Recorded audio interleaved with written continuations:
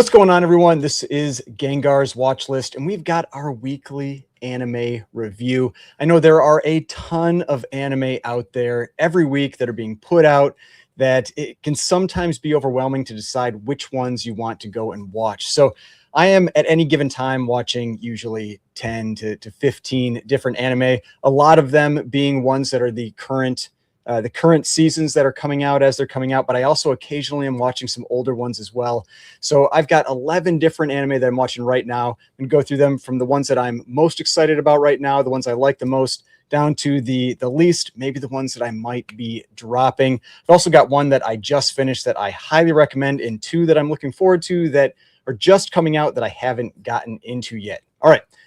So let's get into these. Maybe this will help you decide what anime you want to give a shot to. And I watch a pretty good variety. I watch a lot of the isekai and fantasy, but I also tend to watch some slice of life, some romance ones, comedy ones, all that kind of stuff. So pretty good variety. All right, so let's get into these. We're going to start with the one that I am most excited about right now, the one that I am always looking forward to the next new episode, and that is Jobless Reincarnation Season 3. So if you haven't watched seasons number 1 and 2, highly recommend it.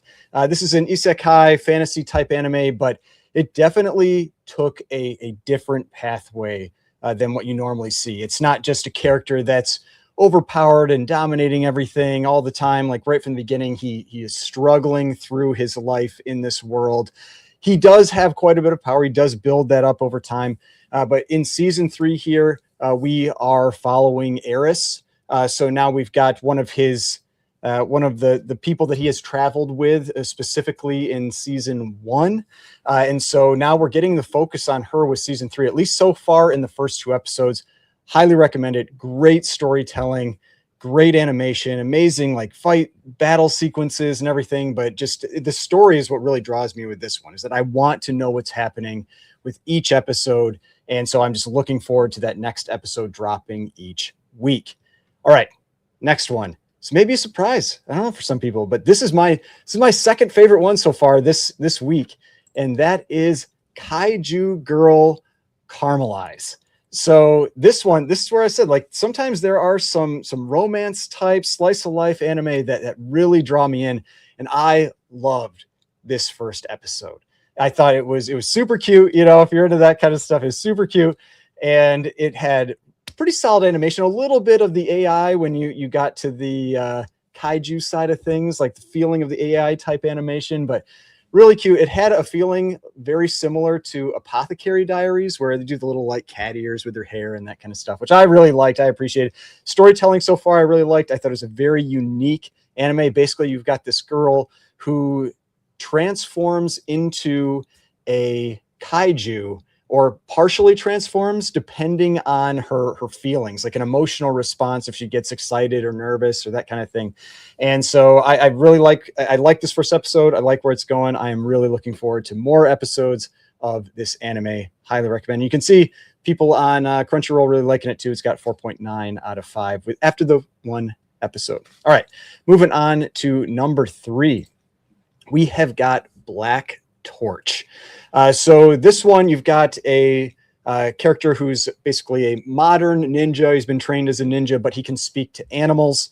And I thought the animation was really solid with this. I thought it was a unique sounding story so far. I'm looking forward to the next episodes. I'm trying not to give too many spoilers in these, but basically, I would the story felt engaging. It felt unique, potentially something that's not just the same thing that we're going to get over and over and over again. But it's going to involve, secret government agencies and fights against maybe kind of demon type characters and that kind of thing. So I thought this sounded very interesting. I really liked the first episode. Again, solid animation, writing so far, real good. Looking forward to another episode. Next, we have got The Villager of level 999. So basically, you've got an overpowered character. You've got this OP character where everybody in this world has a different role that they've been assigned, and they have different levels that they can get up to. And typically, villagers only can get up to level 5, roughly level 5. But he's level 999, and so He's super overpowered, but I really liked, I mean, that's kind of a trope that you get with a lot of these. It's not an isekai though, so it's not necessarily like that. But it's a little bit of a trope that you can sometimes get with an overpowered main character. But it had some good, really good writing in it, like some things that got me to laugh, which isn't always going to happen in these. I was definitely had some scenes where I was laughing in this one. Solid animation, and I like where it's potentially going, where it's like him working with, you know, maybe like the demons to see how, if they can make everything like the world a happier place between both of them. So looking forward to another episode of this one, you know, number 4 out of the 11 that I'm watching right now. And now the next one, we've got I Became a Legend After My 10-year-long last stand. Now, again, this one, definitely my concern is it could fall into the tropes of having this overpowered character, and so I always want to watch out for that. But the animation was solid in it. I liked the writing in the first episode. It didn't feel like we were just getting the standard, this guy has a bunch of power and he's going to go around beating everybody up, that kind of thing. Instead, it did seem to have where he comes out of this after 10 years and he's younger, and so it'll see how his world kind of transforms around that. But again, it's one of those where it could easily fall into the standard tropes of an overpowered fantasy type character. And so I'll just be watching out for that. But this is kind of like the bread and butter for what type of anime I really like. And so I do expect that I'll probably watch all of this regardless of how it ends up turning out. But so far, so good. I do like this one. All right, next we have got From Overshadowed to Overpowered, Second Reincarnation of a Talentless Sage. Again, we've got somebody where they've been reborn. It's not an isekai though. It's basically like he just have a ability to, well, maybe a little bit. I think a little bit kind of is. But he's being reborn into this world, and he has all the powers that he had from his prior world, or from his prior life. And so this is one that, again, the type that I really like, so I'm looking forward to it. Solid animation, storyline actually was really good writing for the first part. I'm always worried about these, that they're going to fall into the same traditional tropes that you get with these overpowered characters, but that doesn't always happen. There have been some that have been really, really good that I've really enjoyed, where you've got that overpowered type character.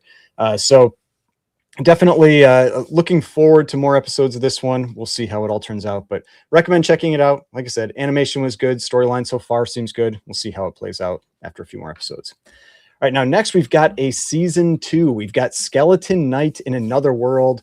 It's fantasy isekai. Now this one, I feel like it's much more of a slice of life type anime that's just packaged in this fantasy world, where it's a lot more about his relationships with his, you know, his fellow characters out on that show. Now, this one, the writing isn't fantastic. The animation isn't fantastic. It's decent. It's not like it's bad or anything. It's decent. But this is one where I feel like I can just mindlessly sit and watch, and I'll enjoy it. But it's not high up on my list. I'm not expecting a ton out of it, but if you like that general, just kind of like fantasy slice of life type element, I do recommend giving this one a shot. Season 1 was fine, and now we're getting season 2. Obviously, people enjoyed it, so they're bringing it back for another season. Next, we have got The World's Strongest Rear Guard.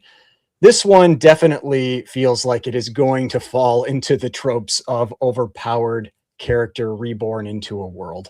It just feels that way. I mean, prove me wrong. I will. I mean, I'm not turning it down yet. I'm not discontinuing it yet. But it does have that feeling to me that it could go down that pathway, and it'll be fine, but it's just going to be a middle of the road, type isekai fantasy stuff. So, but I'm going to give it a shot. I mean, if you've seen all these other ones and you've got more time, all these episodes are only like 20 minutes, so you get through them pretty quick. So if you've seen all these other ones and you want something else, like, give this one a try, but it does feel like it's going to fall into those standard tropes.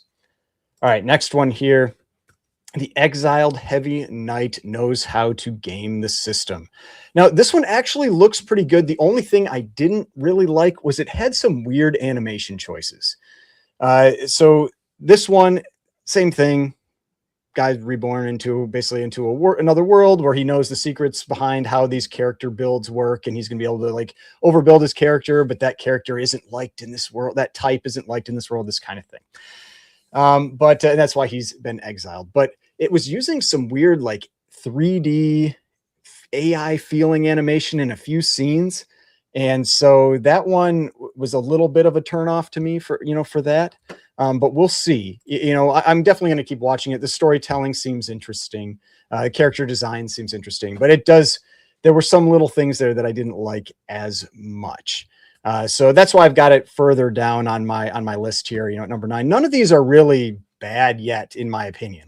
These are all ones that I will absolutely be watching, as they come out, but they aren't, there's only a couple that it's like, I feel like I'm really looking forward to the next episode that's coming. Then next one here, we have got The Frontier Lord Begins with Zero Subjects. This one, I didn't really care for the main character, just like the personality of that character. This is one where basically a guy is very powerful and he's been rewarded with some land, and he's out there and he doesn't have any subjects. And so basically going to be a kingdom building type story. And animation was fine, nothing bad there. But I just didn't love the feeling I got from that main character. He's kind of an idiot, I guess is what it comes across as. And I don't know. I feel like it's going to be him like stumbling and bumbling through this stuff. And, this is the character that's along with him, the woman there, is going to be helping him along the way. And I don't know, it'll be fine. Like I said, it's probably one that I'll continue to watch. I have plenty of time to watch this stuff. So when I'm watching these, I'm generally, if I don't hate it, I will keep watching just to work through the season. But not one that right now I'm super excited about. I'd watch all the other ones before this. Next, this is the last one before we've got, like I said, there's one that I just finished that I absolutely loved, highly recommend. And it's got a new season that's coming out very, very soon. But this was recommendation from Iwamoto Senpai. And in theory, this could be good.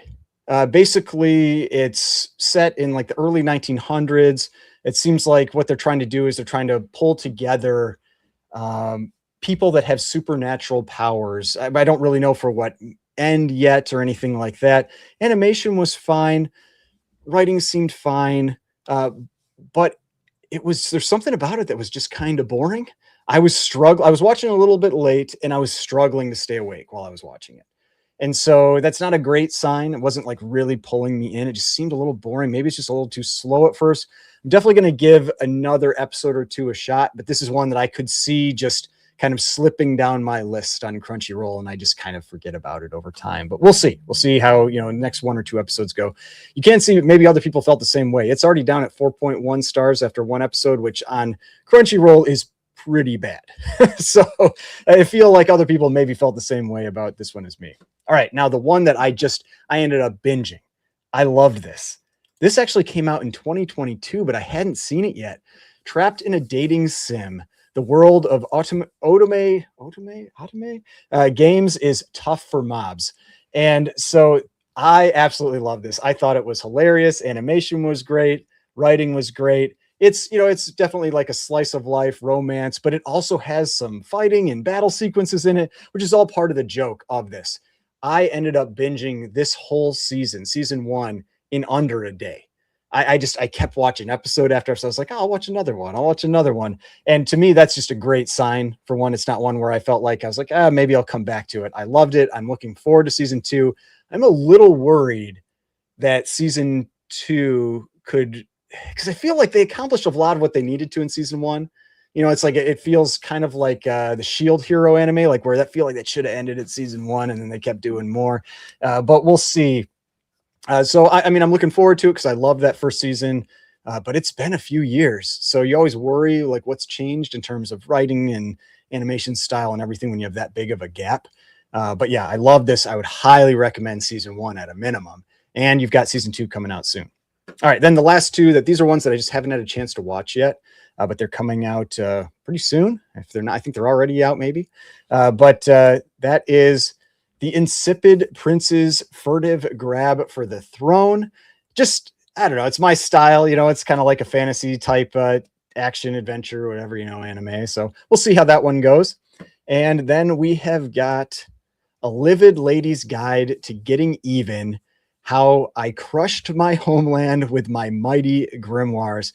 Now that might be that may have the longest name of the season. Like they may be holding the title for longest name of this season. We'll see.